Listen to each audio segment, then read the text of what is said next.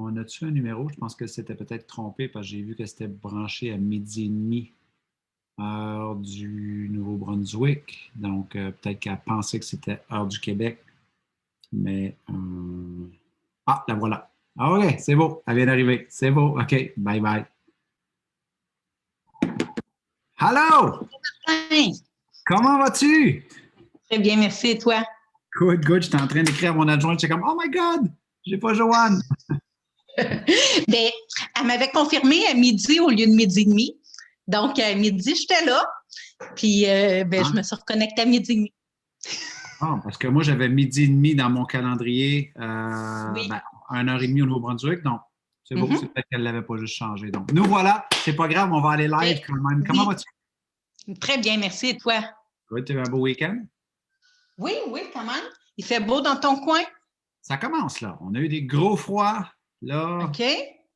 OK. en fin de semaine, c'était très ensoleillé. On était contents. Ah, nous aussi. Nous aussi, c'était vraiment bien les températures. Cool. Parfait. Alors, écoute, allons-y. J'ai tes 3 chefs-d'œuvre ici en main. Donc, Ah, merveilleux. Il y en a un parler. quatrième.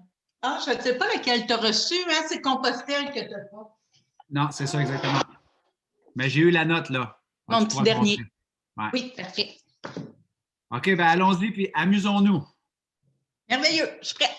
OK, bouge pas. On va basculer ici dans. OK, j'ai-tu. OK, pourquoi il ne veut plus que j'aille live, là? C'est quoi son problème? Allô? Go live, tu ne veux plus. En attente. Un peu. C'est peut-être parce que j'ai été trop longtemps en attente. Donc, bouge pas. On va fermer ça. Boum. On va fermer ça. Boum. Et on va juste recommencer ici. Facebook en direct. Pop, pop, pop, pop, pop, J'ai pop. jamais fait de direct, What? Oh my God. à part Ça- la télé. Ah ben là, ça j'allais dire. J'ai dit, dans ma tête, j'ai dit, si t'as fait Denis Lévesque, là, Martin Latulippe, là, c'est une petite joke, là. Moi, moi. Mais hier, c'était la victoire de l'amour qui passait. Ah oui, hein? Ouais. Il a l'air gentil, le monsieur qui fait ça. Oui, il est très gentil, effectivement. Ouais. J'essaie de me rappeler son nom. C'est quoi son nom, donc? Sylvain. Son nom de C'est- famille, j'en ai aucune idée. Ouais. Non, il a l'air tellement sympathique. Il a toujours l'air intéressé vraiment à ces Il sujets-là. l'est. Il l'est, Ouais. effectivement. Parlons santé mentale. All right. OK, là, on est prêt. C'est même bonne joke. Merveilleux. Prête? Comme Go jamais. live. Go live, go live, go live, go live. La réunion est diffusée maintenant sur Facebook. Joanne Lavoie qui m'avouait juste avant, il y a quelques secondes, que c'était la première fois que tu faisais un Oui, Facebook Live. effectivement, effectivement. J'espère que je ne bafouillerai pas trop et si c'est le cas, ben c'est juste correct. C'est Écoute, parfait. si tu bafouilles, je vais moins me sentir mal parce que moi, ça m'arrive souvent de bafouiller dans mes Facebook Live, donc on sera deux. Ça va être parfait. Parfait. Merveilleux. Alors, Merveilleux. écoute, Joanne, merci beaucoup de prendre le temps de venir nous parler d'un sujet tellement important qui est très large, mais j'adore ton histoire, j'adore ton parcours. Donc, on pourrait dire qu'aujourd'hui, ça va rentrer sous le parapluie de la santé mentale. Mais pour les gens qui ne nous connaissent pas, Joanne Lavoie, auteur de plusieurs livres best-sellers au Québec. Donc, tu n'as jamais fait de Facebook Live, mais tu as fait de la télé avant. Quand même, hein? C'est pas rien, c'est pas rien. Moi, j'aime ça être invité. Donc, ça me fait plaisir de faire des lives, mais il faut que ça vienne de quelqu'un d'autre. C'est parfait, c'est parfait. Et en fait, tu as fait de la télé parce que tu as sorti des livres qui ont fait beaucoup jaser au Québec, qui ont fait Oui. beaucoup de bruit, beaucoup de bien aussi, dans un sujet qui pourrait, ma foi, apparaître très stigmatisant. J'imagine avant que toi, tu sortes ton livre qui traite de les troubles de personnalité limite, donc borderline personality qu'on appelle en anglais. J'ai l'impression que c'était très stigmatisé, on n'en parlait pas beaucoup, on pouvait peut-être vivre notre vie en pensant qu'on était fou ou folle ou too much. Donc, toi, là, parce que tu as travaillé dans une compagnie de camionnage pendant des années, parce que tu avais une sécurité d'emploi, tout allait bien. Et en 2013, tu frappes un mur, dépression majeure. J'ai l'impression que ça a été le début d'une aventure où est-ce que tu t'es comprise et où est-ce que tu as compris que tu n'étais pas la seule à souffrir de ce que peut-être tu souffrais en silence à l'époque. Amène-nous peut-être un peu à cette époque-là, parce que là, aujourd'hui, tu es auteur de 4 livres best-sellers, tu fais des conférences, tu es reconnu de la santé mentale, mais à l'époque, ce n'était pas le cas. OK? Vraiment pas du tout. Effectivement, tout a commencé avec la dépression majeure sévère. C'est un autre monde complètement. Je me suis présentée au travail. Ça faisait quand même 13 ans que j'étais là. Quand même. Puis, le téléphone a sonné, puis son, plus d'image. Je ne sais pas ce qui s'est passé, je ne sais pas comment je suis revenue chez nous, mais je me rappelle avoir appelé mon médecin et qu'ils m'ont donné un rendez-vous avant les heures de bureau le lendemain matin. Donc, je ne sais pas ce que je leur ai dit, mais ça devait avoir l'air inquiétant. Le médecin m'a prescrit de la médication, puis ben, moi, dans mon cas, je suis quelqu'un de très, très, très intense. Donc, oui, d'écrire beaucoup. Là, avec la pandémie, il y en a 4 qui sortent en 2021. Je suis quelqu'un de très intense. Donc, habituellement, les employeurs, ils aimaient bien ça, travailler avec moi. Mais à ce moment-là, je travaillais mon 40 heures au travail. Je travaillais aussi comme agent externe pour les voyages. Donc, comme c'était une grosse compagnie, mes pauses, mes dîners, mes soirées, mes week-ends, je bookais des voyages pour tout le monde. Et en plus, j'avais des amis qui avaient une cabane à sucre. Donc, le 8 semaines de cabane à sucre, j'avais vraiment beaucoup de plaisir à aller servir les drinks au bar. Puis, ça m'amusait beaucoup. Mais je faisais 80 heures semaine pendant cette période-là, en plus de m'occuper de ma maison et de ma fille. Donc, c'était quand même pas mal intense. Fait que le lundi de Pâques, le téléphone a sonné au travail, plus de son, plus d'image. Le médecin m'a prescrit des petites pilules pour la dépression. Puis, ben, moi, je connaissais rien à ça. Tu sais, tantôt, tu disais la stigmatisation par rapport aux troubles de personnalité. Il y en a encore, malheureusement, énormément. Beaucoup, beaucoup avec les spécialistes de la santé mentale. Fait que là aussi, je fais un gros travail parce que je trouve ça important de changer leur regard à eux, mais aussi à ceux de la population. Puis quand j'ai eu de la médication, moi, je ne voulais pas prendre ça parce que, bien, premièrement, j'avais plein de préjugés par rapport à la dépression. C'était les gens qui étaient paresseux. C'était des gens qui profitaient du système parce que, ben moi, dans une grosse compagnie de 1200 employés, ben les gars, quand c'était le temps de la chasse puis la pêche, ils tombaient en dépression. Puis les gens que je connaissais qui faisaient des dépressions, Dépression. Dépression oui, pour la oui, chasse, oui. oui, ou qui avaient des travaux à faire sur leur maison, des trucs comme Ah. ça. Puis tout le monde que je connaissais qui faisait des dépressions, c'est des gens qui avaient curieusement des assurances salaires.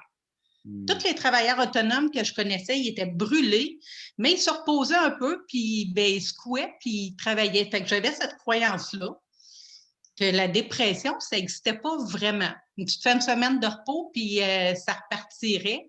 Mais après une fin de semaine de repos, ça n'a pas reparti, mon affaire. Puis la médication, malheureusement, c'est de l'essai-erreur. Donc, je connaissais des gens qui avaient pris de la médication pour la dépression, puis avant de trouver le bon médicament, c'était des gens qui n'avaient jamais été suicidaires, puis ben, là, il y avait eu des idées suicidaires. Ah oui, Moi ça, qui je en savais pas avais, ça. Wow. oui, parce que ben, avant de trouver le bon médicament, ça peut faire l'effet contraire. Fait que ça peut amortir encore beaucoup plus et faire filer encore beaucoup moins bien avant de bien aller.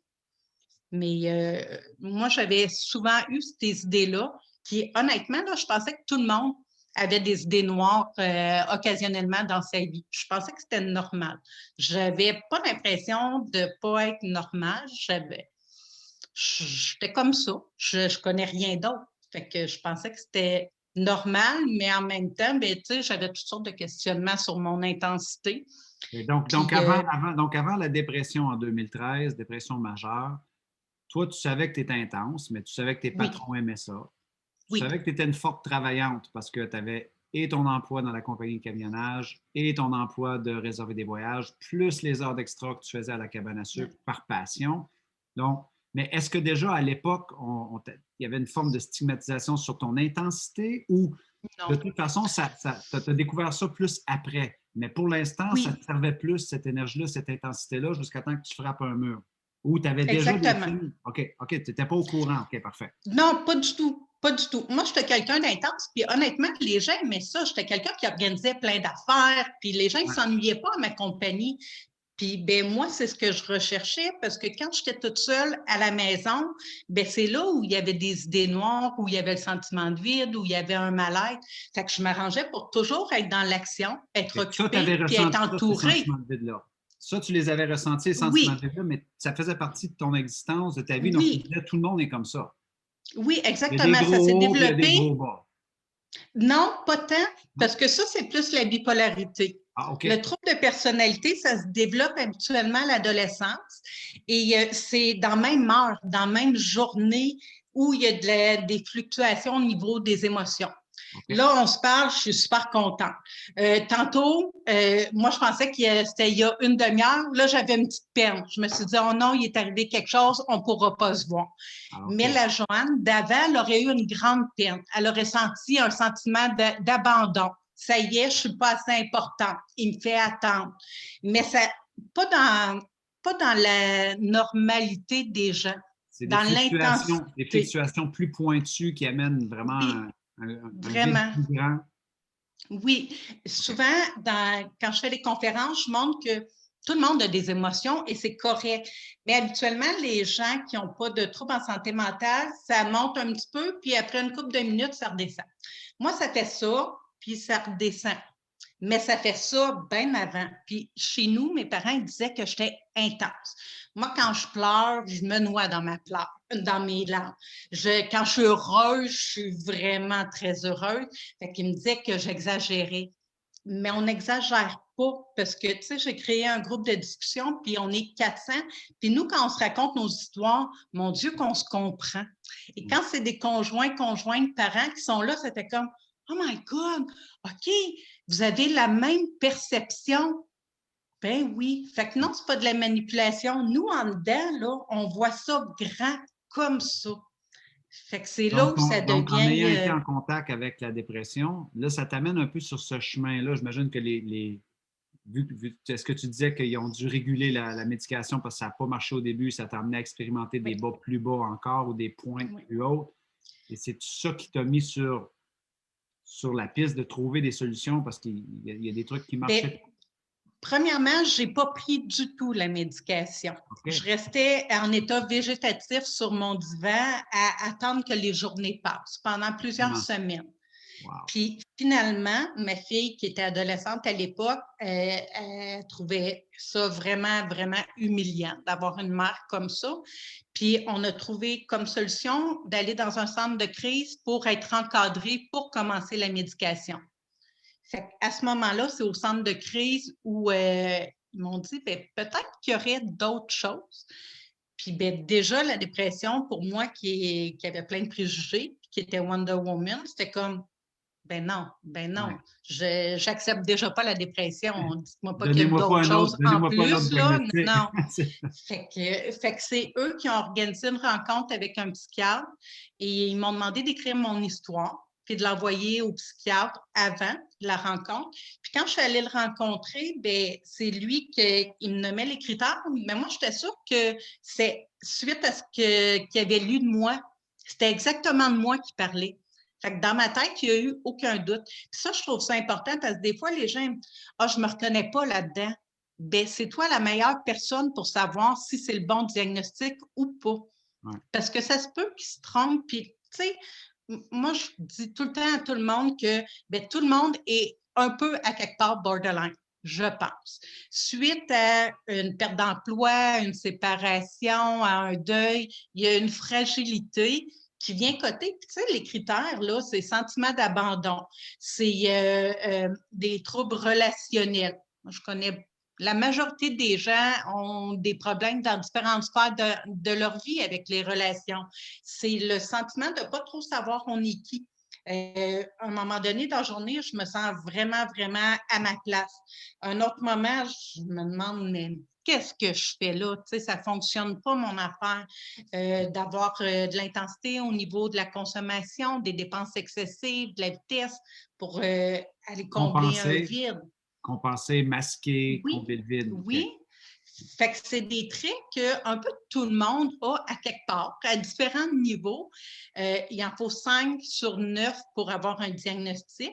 S'il y en a moins de 5, ça devient des traits de personnalité Ah, OK, et c'est ça. ça perdure dans C'est le une temps. question que j'avais justement, de dire à partir de Oui, quand est-ce qu'on bascule, de dire OK, non, on est beaucoup plus près d'un diagnostic que c'est des traits de personnalité. Comme moi, les choses que tu mentionnes, je peux dire que j'ai des traits de personnalité excessifs, oui, on va dire intenses dans certains domaines. oui. C'est vraiment intéressant. OK. Donc là, toi, tu es D'où là, il te lit l'importance. ton histoire, il te lit le diagnostic et toi, tu dis comme oui, oui, oui, oui, c'est moi. C'est Et moi? est-ce qu'à ce Oui. moment-là, c'est toi qui ne voulais pas avoir un autre diagnostic, mais est-ce qu'à un moment-là, tu as un soulagement quand on pense que tu étais sur ton divan végétatif à ne pas savoir qu'est-ce qui se passe? Quoi ta réaction? Est-ce que tu es plus découragé de dire que tu as une autre affaire ou que là, tu te dis, ah, finalement, je peux mettre le doigt sur un truc? Bien, honnêtement, j'étais contente, puis je me suis dit, merveilleux, s'il y a un nom à ce que je porte, ça veut dire qu'il y a des études, il y a des recherches, puis que je ne suis pas toute seule. Fait OK. que ma réflexion à ce moment-là, ça a été, bien, cool, vous allez me donner une petite pilule miracle, puis bien, je vais être heureuse maintenant. Parce que, tu sais, depuis l'âge de 13 ans qu'il y avait ce mal-être-là, qui n'était pas en permanence, tu sais, mais qui était quand même très présent.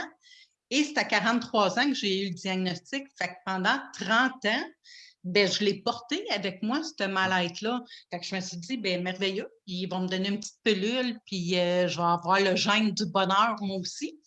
Ouais, Puis, ben, il m'a expliqué, et comme tu as dit aussi, je ne vais pas te couper, mais tu avais développé des mécanismes qui fonctionnaient très bien pour toi. C'est-à-dire, tu oui, investissais davantage dans ton travail, tu oui, étais intense et tu t'étais valorisé aussi par ça. Mais toi, ça venait aussi combler tes vides.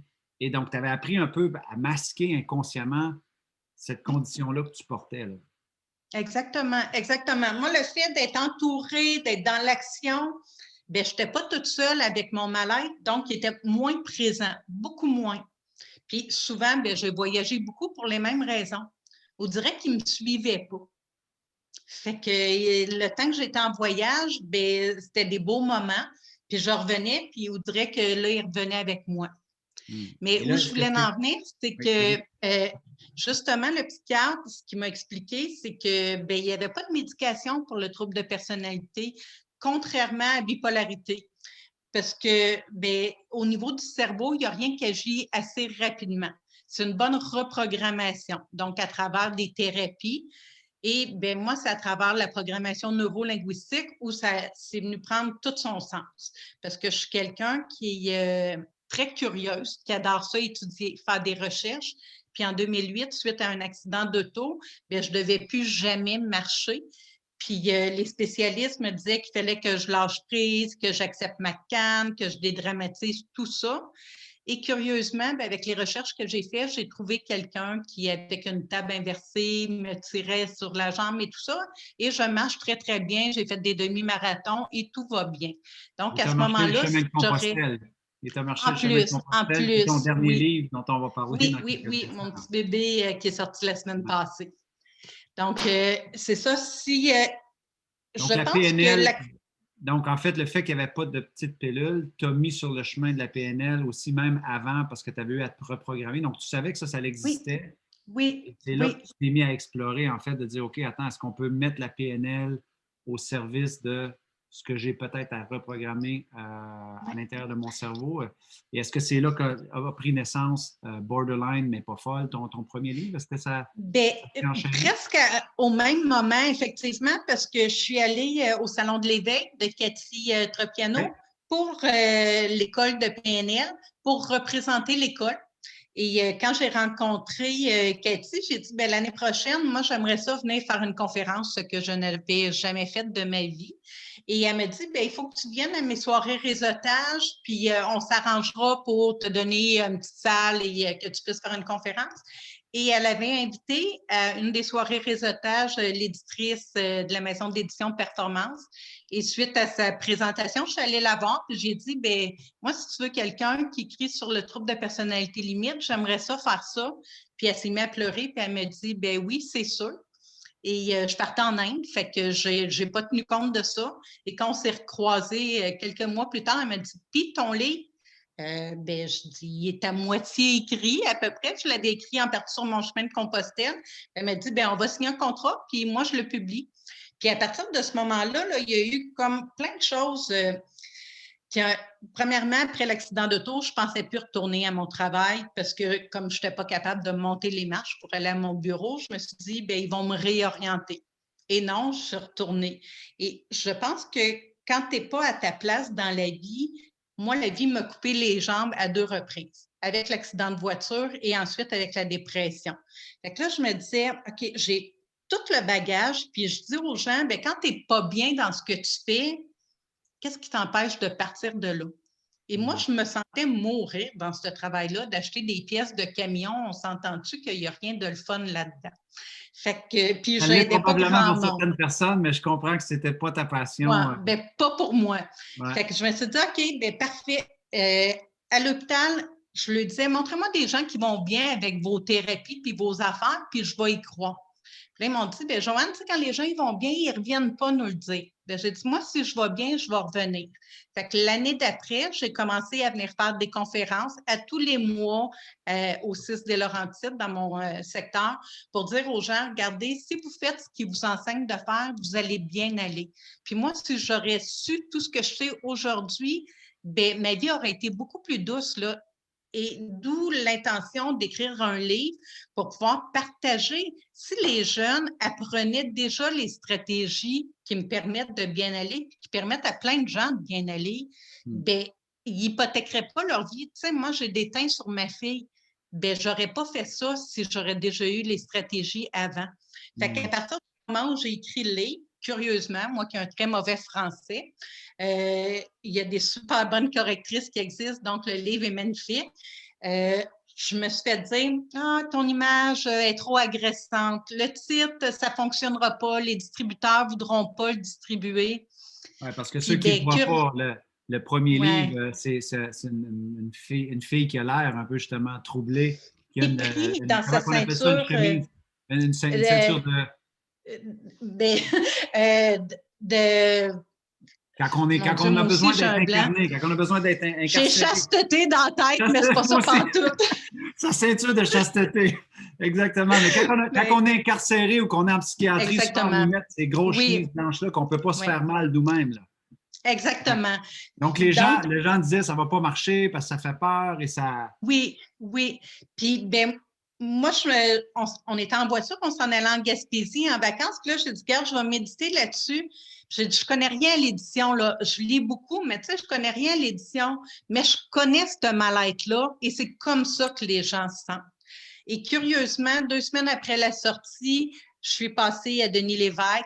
Les ventes ont explosé. On a manqué de livres. Il a fallu réimprimer. Et là, les gens ils me contactaient par centaines pour me dire OK, mais tu fais quoi dans telle situation? Puis tu fais quoi dans telle situation? Là, je me disais, mais je n'ai pas toutes les connaissances. Donc, j'ai modélisé des gens qui vivent bien avec le trouble de personnalité. J'ai fait une annonce Facebook pour dire, bien, je sais que je ne suis pas la seule qui va bien avec cette maladie-là. Surtout Est-ce après qu'il y a les des gens qui retours. veulent témoigner? Surtout avec les retours qu'on t'avait envoyés après l'émission de télévision, tu savais que tu n'étais pas Oui. seul. Tu comprends? Tu le Ah non, savais déjà, non. mais là, ça a été une Oui. évidence. Ça a été une Oui. confirmation.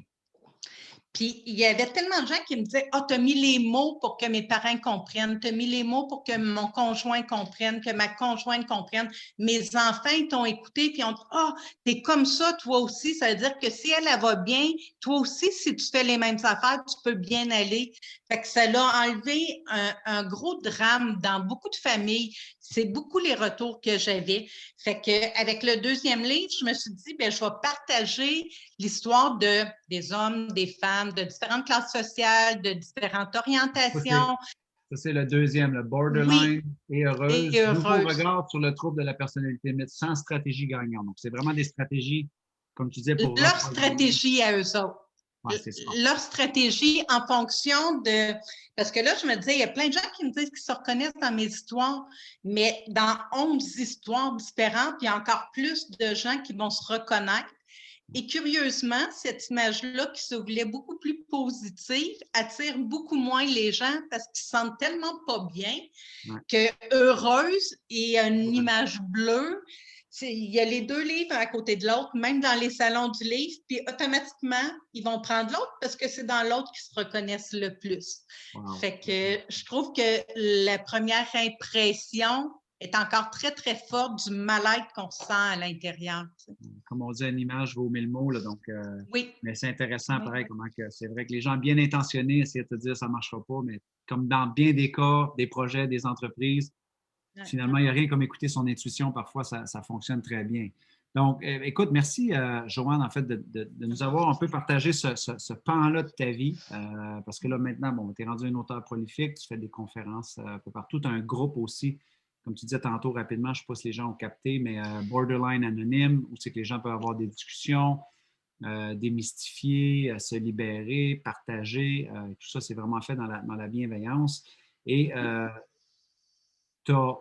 et aujourd'hui, ça va très bien, donc on s'est parlé, on a échangé. Tu sais, je veux dire, tu incarnes ce que tu as écrit, tu fais ton chemin avec cela, alors que tellement de personnes pourraient vivre avec l'étiquette, pourraient encore se sentir coupables, de se stigmatiser, ne pas accepter leurs différences. Donc, il y a quelque chose qui est très libérateur et invitant, je trouve, surtout dans cette époque-là où on parle de plus en plus de la santé mentale, avec qu'on est en train de vivre au niveau de la pandémie. Il y a peut-être des gens qui nous écoutent, qui vivent cela. Comme tu dis, ces pointes-là sont juste plus que d'habitude et les bas sont un peu plus que d'habitude et ça peut fluctuer d'heure en heure et ça ne va pas mettre des mots sur ce qu'ils vivent. Donc, je recommande ça fortement, évidemment, là, toute cette expertise-là que tu as développée de par ton propre parcours à toi.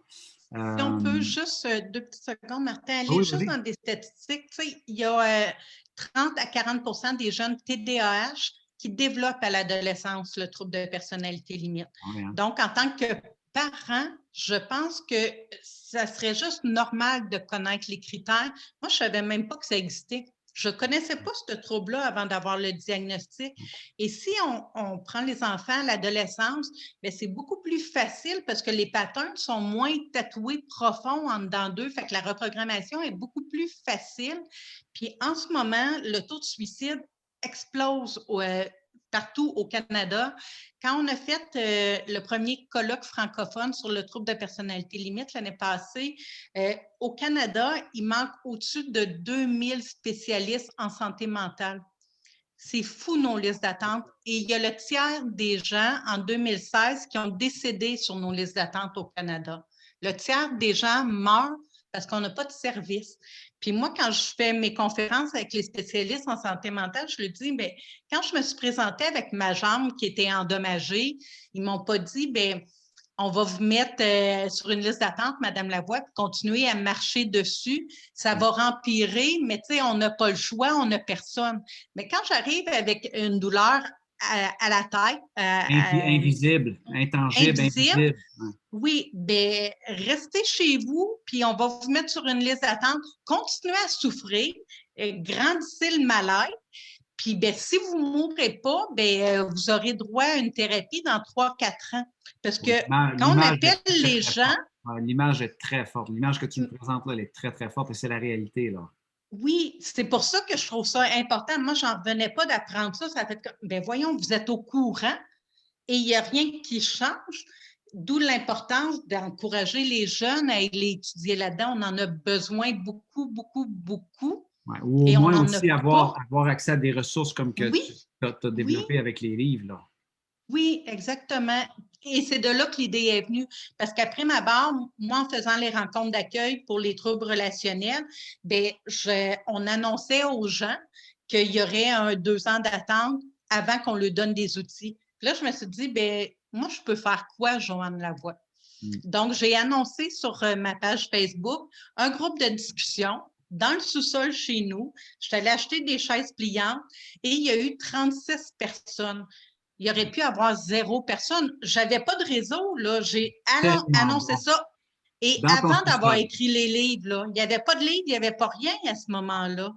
Et ça a tout parti de là. Et c'est devenu en salle partout au Québec. des connaissances que je n'avais pas non plus. Et là, avec Zéro Limite, j'ai monté une plateforme. Donc, tout est maintenant avec une plateforme de formation en ligne qui est offerte partout dans la francophonie parce que mes livres sont aussi beaucoup en Europe. Fait que pour moi, je me dis, en attendant que les gens aient accès, ça leur fait des outils hyper aidants qui sont endossés par psychiatres, pédopsychiatres et psychologues parce Oui, que c'est préfaces, eux qui oui, font tu mes amènes tes préfaces. préfaces. Exactement, elles sont signées par des docteurs. Oui. Et Donc, c'est tu sais, des gens avec qui je travaille. c'est Donc, ils ça, endossent entièrement ce que je fais.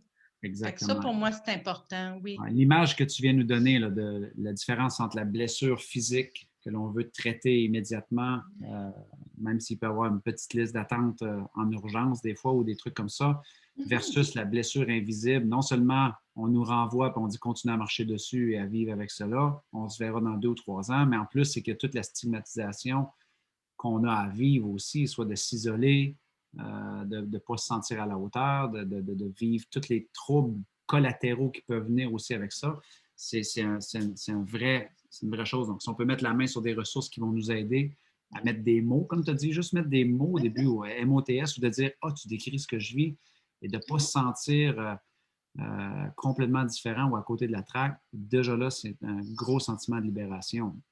Tu sais, le jugement, là, ça fait peur, Martin, parce que moi, à Ça fait partir mal. du moment où j'ai voulu en parler, ma mère, elle m'a dit que, voyons, je ne peux pas croire que tu vas aller parler de ça à la télé parce que c'est la honte. Et ma fille de me dire, regarde, maman, c'est pas parce que toi, tu as envie de parler de ta santé mentale que moi, j'ai envie que les gens ils me parlent de la santé mentale de ma mère. Et curieusement, après l'émission qu'on a écoutée ensemble, la première avec Denis Lévesque, ma fille a reçu plein de messages textes de gens qui se confiaient à elle en disant tu remercieras ta mère.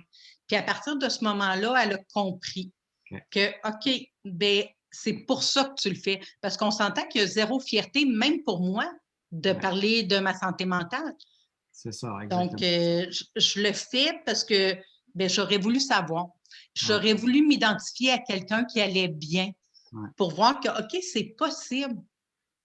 Ouais, c'est comme un de mes amis, Arnaud Rioux, c'est dans une entrevue que je faisais avec lui dernièrement, qui disait avant, c'est le genre de choses qu'on voulait garder en secret. Est-ce que tu vois? L'oracle du peuple animal. Voilà, Arnaud Rioux. Et Arnaud disait que c'était d'avoir de l'humilité de ne pas en parler. C'était avoir de l'humilité de cacher cela, tu comprends, d'opprimer cela. Et lui, il parlait de la nouvelle humilité. Et si l'humilité était d'aller en parler, de prendre la scène. Parce qu'il y a une forme d'humilité aussi là-dedans, parce que tu te dévoiles, tu te dépouilles, comme tu dis, c'est rien. Mais en même temps, l'impact que ça a, parce que là, d'autres personnes peuvent lever la main et dire moi aussi, je reconnais cela. Parce que si on regarde les listes d'attente que tu viens de nous donner, le nombre de demandes versus le nombre d'experts manquants, s'il n'y a pas des gens qui se mettent à en parler et à le démystifier et à arrêter de le démoniser, à un moment donné, on ne va pas faire un bout de chemin. Donc, moi, je crois fondamentalement à ces ressources-là, surtout quand c'est encadré d'une façon professionnelle, comme tu l'as fait. Je veux dire, c'est recherché, c'est documenté, j'ai regardé des livres, c'est très, très bien. Donc, OK, je dois en Vas-y. Ouais. Tu dis démoniser. Effectivement, les gens souvent vont me dire je ne me reconnais pas dans les personnages des séries télé où ils démontrent des gens borderline qui sont complètement hystériques ou dans le film. Ben non, mais ça, c'est un faible pourcentage. La majorité sont très fonctionnels, ça ne paraît pas. En tout cas, moi, dans mon cas, les gens, ils l'ont appris beaucoup à Denis Lévesque en disant voyons, si toi, tu as ça, moi, je ne suis pas normale parce que me semble que tu es plus saine que moi. OK, c'est pas écrit dans le front, ça ne paraît pas nécessairement. D'où l'importance de connaître les critères parce que c'est possible de bien aller. Honnêtement, depuis que j'ai les outils, je vais vraiment super bien. Je suis capable d'avoir une relation amoureuse stable. Ma relation avec ma fille va super bien. Je suis une bonne mamie. Je suis très heureuse d'être là pour pouvoir en profiter, tu sais. Et de comprendre les nuances aussi, tu vois, comme moi, je ne connaissais pas la différence avec bipolaire. Oui. Comme tu m'as expliqué la nuance tantôt par rapport aux troubles de personnalité limite. Donc tu sais, ça fait toute partie de cette sensibilisation-là et l'éducation des gens on le dira jamais assez. Tout ce qui est initiative de sensibilisation, en parler. On fait une grosse campagne ici au Canada pour les gens qui sont en Europe. Là. Ça s'appelle Cause pour la cause, là, donc avec Belle. Mais on ne peut pas avoir assez d'initiatives pour ça. Parce que si tu es dans ta région, éloignée du Québec, de la France, et tu souffres, ça veut dire que notre sensibilisation ne t'a pas rejoint encore. C'est-à-dire, si on peut partir un groupe dans son sous-sol avec des chaises de parterre, tu comprends, qui aide dans ta région à en parler, à arrêter de te sentir, que ce soit pour l'orientation sexuelle, que ce soit pour les troubles de personnalité, peu importe ce que c'est.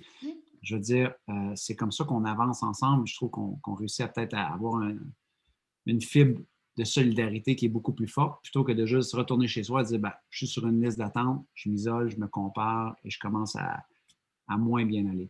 Écoute, on pourrait en parler longtemps, Joanne, mais tu viens de sortir un nouveau bébé, donc de Mirabelle à Compostelle. Oui, ton nouveau livre sur la voie du mieux-être. Parle-nous-en rapidement de ce nouveau bébé-là et en fait, qu'est-ce qu'on peut y retrouver? J'ai l'impression que c'est un autre chemin complètement pour ne pas faire de jeu de mots. C'est complètement différent. Oui, c'est complètement différent. Et en même temps, c'était la récompense que je me faisais quand j'ai terminé ma formation en PNL, qui a quand même duré 2 ans.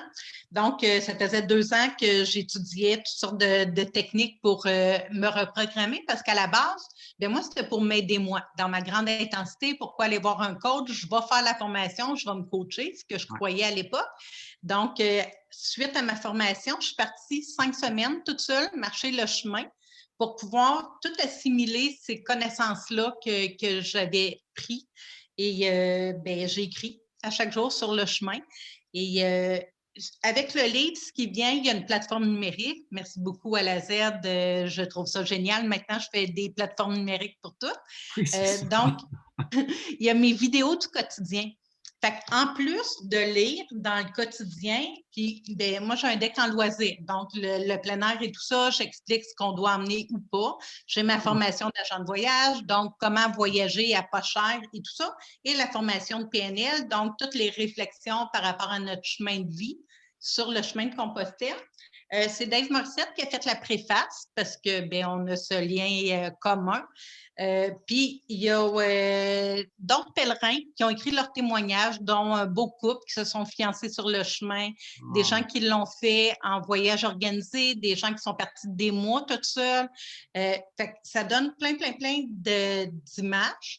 Et sur la plateforme, il y a mes vidéos au quotidien. Il y a aussi plus de 400 photos. Donc, en plus du livre, il y a cette plateforme-là que ça n'existe pas nulle part, d'avoir le son, parce qu'on s'entend que quand on est dans les Pyrénées avec le vent et tout ça, c'est magnifique. Fait que il y a ce qu'on voit, il y a ce qu'on entend en plus de la lecture. Donc, c'est un livre très aidant. Et, un livre multisensoriel. On ne peut pas que le livre, on peut aussi l'entendre, le voir. Exactement. Et ça, c'est moi. Pleine expérience.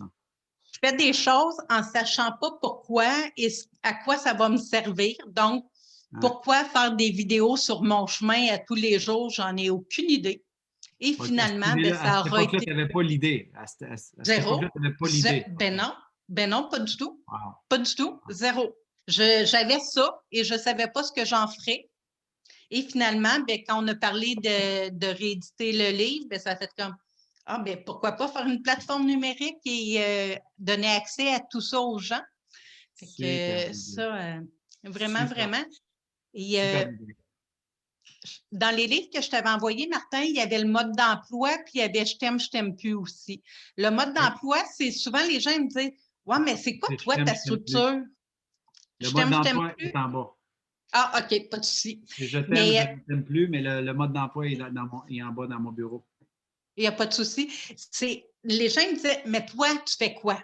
Donc, j'ai écrit ma structure. Moi, c'est ce que je fais dans mon quotidien, de mettre une intention le matin, une intention positive pour ne pas me laisser aller dans ma journée, d'avoir de la gratitude, pour toutes les petites choses, plutôt que de mettre le focus sur le 10 minutes qui n'aura peut-être pas bien été, de mettre des actions. Je suis une fille d'action. Si tu fais des actions, tu vas atteindre plein de belles réussites. Il faut faire des actions pour ça.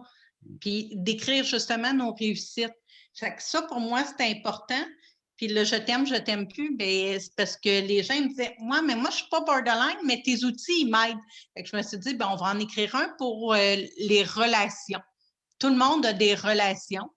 Ouais. Fait que ce livre-là est vraiment pour tout le monde. Cool. Écoute, je t'écoute parler et je trouve ça tellement beau parce que je ne peux pas m'empêcher de t'imaginer sur ton divan en état végétatif. Où est-ce que, j'imagine à cette époque-là, c'est quoi? C'est le désarroi? Tu sais, le médecin m'avait dit, puis moi, j'écoute énormément les médecins. Je donne la formation à la faculté de médecine maintenant là, pour le partenariat de soins. Et ils ont tellement de connaissances, nos médecins. Je trouve ça important de les écouter. Puis elle m'avait dit, ben, c'est important que tu gardes une routine. Donc, lève-toi en même temps que ta fille le matin et couche-toi en même temps qu'elle le soir pour ne pas te déprogrammer. Fait que je me levais vraiment en même temps que ma fille. Et c'est là où je m'assoyais sur le divan. Puis, je n'étais pas là. J'étais vraiment en état végétatif. Si je me lavais, ça me prenait toute mon énergie. Fait que je ne mangeais pas, je ne me lavais pas. J'étais juste là. Puis ça fait partie des stratégies, que tu files bien ou pas, d'aller se laver, de s'habiller, de s'arranger les cheveux. Parce que si on est en mou sur le divan avec les cheveux gras, c'est sûr qu'on n'est pas dans une bonne énergie. Fait que ça nous tente ou pas, l'entraînement mental, c'est comme l'entraînement physique. Que ça te tente ou pas, bien, quand tu le fais, ça te fait du bien. Fait que l'entraînement mental, c'est exactement la même affaire. Que ça te tente ou pas, tu vas prendre ta douche. Que ça te tente ou pas, tu t'habilles convenablement. Que ça te tente ou pas, tu manges. Ton corps a besoin d'énergie. Fait que c'est là où la reprogrammation prend tout son sens. C'est ça, et avoir les petites stratégies, parce que même je t'écoute parler, puis je me dis, même en période de confinement, combien de personnes n'ont plus de routine, n'ont plus, se lèvent plus tard, peu importe, et là, ils rentrent dans un marasme, et ainsi de suite. Donc, écoute, mais je voulais juste mentionner ça, parce que quand je t'écoute parler, c'est ça, on dirait, je me dis, comme c'est tellement inspirant de penser que c'est juste un humble rappel, on a tout notre parcours, personne n'est à l'abri. Je veux dire, à l'époque, quand tu étais dans la performance, que tu étais dans l'énergie, tu étais intense, jamais tu aurais pensé que tu t'aurais frappé un mur pour être dans la dépression. Et j'aime que toi-même, tu avais une opinion défavorable des gens qui faisaient des dépressions, parce qu'aussi tu le voyais, puis on ne veut pas aussi jouer à l'autruche. Il y a des gens qui ont profité du système à l'époque, ça a déjà arrivé, tu comprends? Et c'est peut-être pour ça des fois qu'ils ont une mauvaise presse, mais la réalité, c'est qu'il y en a une beaucoup plus grande majorité qu'ils ont cette réelle condition-là, et quand ils frappent le mur, sont victimes un peu de cette stigmatisation-là des opinions qu'on peut avoir, et là, on dirait que ça augmente à la détresse. Donc, merci d'avoir mis des mots sur ce que tu as vécu, mais ce que tu as réalisé justement que c'était plus vrai que tu peux le croire, là, et tout ce qui t'a lancé sur ton chemin aujourd'hui, j'ai juste envie de te dire un gros félicitations pour ta mission, pour l'ensemble de ton œuvre. C'est très, très inspirant. Qu'est-ce que tu voulais dire? La stigmatisation, là, il y en a beaucoup au niveau de la santé mentale par les spécialistes eux-mêmes.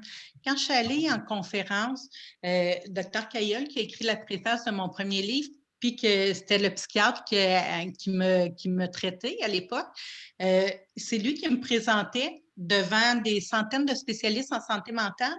Puis il était debout, puis là, il a dit à la salle, bien, levez-vous les gens qui ont déjà eu des troubles en santé mentale. On s'entend qu'il n'y a que des spécialistes en santé mentale de toute la francophonie, là. Il n'y a personne d'autre que moi qui se lève, tu sais. Et ce n'est pas avec fierté, on s'entend. Donc, je me lève en me disant que c'est très bien, c'est pour ça que je suis là. Donc, il ne dit pas un mot, il me présente, je me présente en avant, je fais ma conférence. Et à la fin de la conférence, il revient à côté de moi et il dit aux gens, il dit, soyez honnêtes, vous travaillez en santé mentale, vous connaissez les statistiques, il y a plusieurs centaines de personnes dans la salle. Donc, en fonction des statistiques, vous êtes menteur de dire qu'il n'y a personne parmi vous qui avait un trouble de santé mentale. Il dit, quand j'ai posé la question, j'étais debout à côté de Joanne. Fait qu'il dit, vous comprendrez que pour un spécialiste en santé mentale, si vous avez honte, vous autres même d'avoir eu une fragilité, comment vous voulez que les gens soient confortables d'en parler? Si même les spécialistes vivent de la stigmatisation et qui ont peur de ce que leurs voisins, spécialistes comme eux, vont penser. Et il y a eu quelques spécialistes qui se sont levés à ce moment-là, puis ça a fait comme « Wow, OK, parfait. Comment vous voulez qu'on s'ouvre si même vous autres, vous avez des jugements? » Ça ne fait pas de sens, ça. L'image est très, très, très forte. Moi, j'ai même des amis en santé mentale, pas en santé mentale, mais dans le domaine de la santé, qui ont frapper le mur, mais très, très, très, très fort. Pourquoi? Parce que c'est des titans. C'est comme ils ne peuvent pas. Ils finissent par se convaincre qu'ils ne peuvent pas en parler à personne parce qu'il y a une position de leadership, d'autorité, que ça serait perçu comme faible. Les mêmes choses que tu as mentionnées tantôt. Et ça leur a coûté cher, ce jugement-là qu'ils portaient eux-mêmes par rapport à ce que tu es en train d'expliquer, plutôt que de rapidement aller dans la vulnérabilité, l'authenticité, la sincérité et un peu laisser atterrir la situation en soi. C'est l'expérience que je fais. Et là, mettre le cap sur la guérison. Souvent, moi, je vais répéter aux gens à quel point je suis authentique. Si ce que je vous partage, ça ne fonctionnerait pas sur moi, j'en parlerai pas. Et je ne prétends pas être heureuse 24 heures sur 24. Bien au contraire. Et quand ça va moins bien, bien, c'est sûr que je n'ai pas envie de le crier sur mes réseaux sociaux habituellement. Sauf qu'il y a des moments où je me sens plus vulnérable puis que je vais le mentionner, juste pour le montrer que, OK, regarde, moi aussi, ça m'arrive. Même si je suis bien outillée, je choisis ou pas de me servir de mes outils, mais ça m'arrive encore des fois. Et dans le dernier livre avec Je t'aime plus, c'est une psychologue qui a écrit la préface, puis elle disait que ça y avait créé beaucoup d'anxiété d'écrire la préface. Puis ça me faisait plaisir de mentionner que, curieusement, une psychologue qui est vraiment super hot, elle aussi vit de l'anxiété des fois. Fait que ça nous donne le droit d'enlever ce fardeau-là, de se dire que, OK, ben, je ne peux plus jamais me sentir fragile ou vulnérable. Ben non. Même si je suis bien outillée, des fois, ça arrive que. Personne n'est à l'abri. Oui, exactement. Il n'y a personne de parfait, puis ben, moi, je suis authentique. Fait que les journées où ça va moins bien, ben, je ne vais pas aller le crier sur mes réseaux sociaux parce que personnellement, ce que je mets sur mes réseaux sociaux, c'est un rappel pour moi de tout ce qui va bien. Pour moi d'abord, parce que c'est fin. Facebook, il me rappelle qu'il y a 2 ans, il y a eu telle affaire de le fun dans ma vie. Fait que si j'ai un mauvais matin, puis que je vois, un rappel de, c'était cool, ça, c'est vrai. Hey, j'ai fait ça. Je suis pas si pire que ça, d'abord. Fait que là, moi, ça me fait du bien. Tant mieux si ça l'aide d'autres mondes. Mais à la base, ben, ce que je fais, je le fais d'abord pour moi. Puis quand ça marche pour moi, ben, mon bonheur, c'est de le partager. Et de plus en plus jeunes, il y a des tentatives de suicide. Toutes les écoles que j'ai visitées, ils ont toute leur histoire d'horreur. Je me dis, mais mon Dieu, il faut partager, premièrement, les connaissances.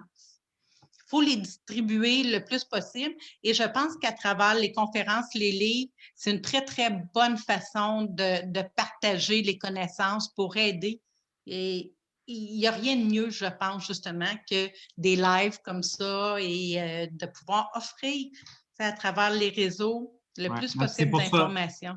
C'est exactement pour ça que je voulais qu'on fasse l'entretien sur ma page, parce que c'est un sujet qu'on m'a beaucoup demandé de parler pendant le confinement, pendant donc, tout ce qui était santé mentale. Je me disais, wow, quelle belle opportunité de le faire dans un angle singulier. Donc, écoute, Joanne, merci énormément. Où est-ce que les gens peuvent te rejoindre pour les personnes qui veulent aller découvrir ton univers? JoanneLavoie.ca. C'est facile comme ça. Joanne avec 2 E, lavoie.ca. Avec 2 N, pas 2 E. Avec un H et 2 N. Joanne avec 2 N. Ça, c'est très, très drôle. Joanne avec 2 N, pas 2 E. En fait, juste écoutez-moi pas. Juste faites Joanne Lavoie sur Google.ca. Quand vous allez voir cette page-là, vous êtes arrivé sur le site Internet. Merci Ça, c'est les effets secondaires de s'être réveillé à 4 heures du matin pour travailler parce que mon équipe attendait pour un truc. Mais je suis sincèrement désolé pour cela. Donc, joannelavoie.ca. Merci beaucoup, beaucoup, beaucoup, Joanne. Et je te souhaite le meilleur des succès dans ta mission, dans ta contribution. Et encore une fois, si vous avez des questions ou quoi que ce soit, vous pouvez aller. Vous allez voir, Joanne, elle est très, très accessible à toutes sortes de ressources sur son site, les livres, je le répète, surtout ceux, donc on a fait beaucoup la mention, Borderline mais pas folle, aux éditions Performance, c'est notre amie Marie-Josée, n'est-ce pas? C'est bien cela? Oui, exactement.